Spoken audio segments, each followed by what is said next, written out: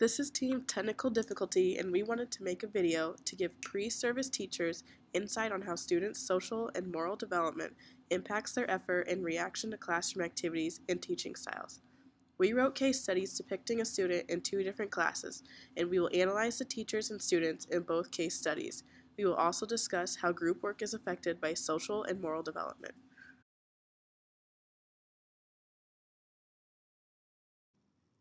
Clara is a sophomore student at Elmwood High School. Clara is a kind student, but she is shy. Clara loves her art class, but she doesn't enjoy her chemistry and English classes quite as much. She does not like participating in chemistry class because she isn't the best at science. Mr. Tompkins does not encourage the students to think for themselves. His classes are often spent completing labs with assigned partners, step by step, just as he does it in front of them. Clara is partnered with Jessie, and Jessie likes to take the lead in lab.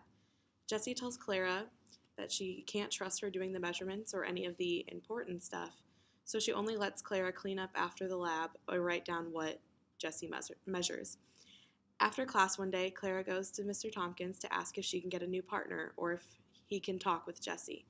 Mr. Tompkins looks at the grade book and tells Clara that she's getting great grades on her lab and not to worry about it. However, he also encourages her to start studying more because her grades on the quizzes over the labs are not as good. She always struggles with the quizzes because she doesn't understand the labs. He tells her that she should really utilize Jessie as a partner because she has the best grade in the class. Clara tries to talk to Jessie and ask for help, but she tells her to pay more attention in the lab. Clara knows she could receive better grades if only Jessie or Mr. Tompkins could help, but now she just feels lost.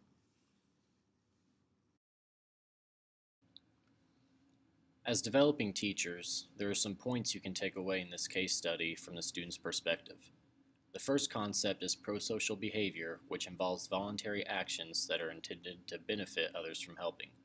As you can see, Jessie doesn't show prosocial behavior, as her actions aren't benefiting Clara. Instead, they are hindering her ability to understand the procedure and process taking place. Eisenberg's theory can also be seen in this study, specifically Level 2 needs orientation. This is the focus on the needs of others, even if it conflicts with their own self-interest. Clara exhibits this theory by not confronting Jessie because she doesn't want to create an issue between them.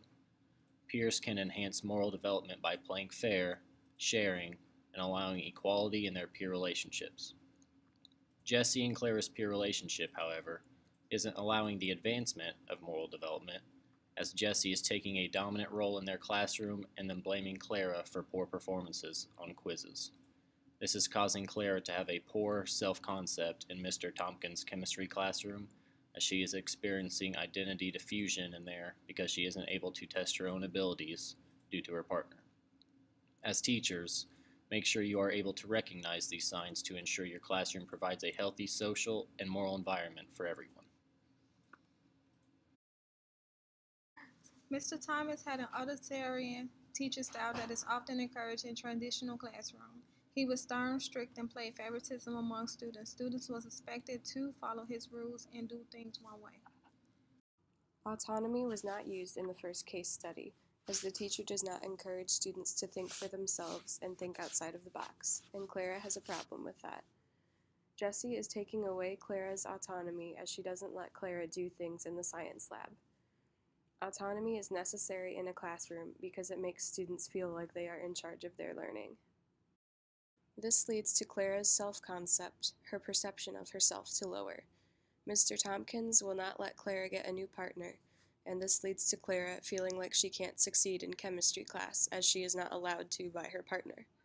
Students need to feel comfortable learning in the classroom to be productive. Now we will look at another case study with Clara doing group work in her English class. Clara carries on to her English class with Mr. Burns. In this class, Mr. Burns has the students pick partners to work on their project for To Kill a Mockingbird. He also gives them a list of types of projects they can choose from, such as music videos, visual aids, papers, and presentations.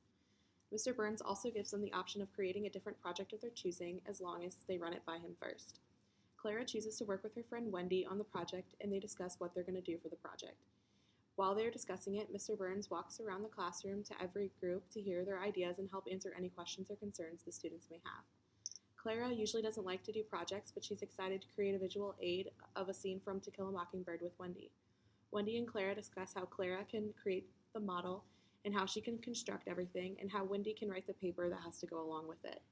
They also agree that although they both are in charge of their own section, they will meet up to help each other with their own parts. Mr. Burns comes over and talks to Wendy and Clara about the project. He comments that he likes that they have evenly distributed the work.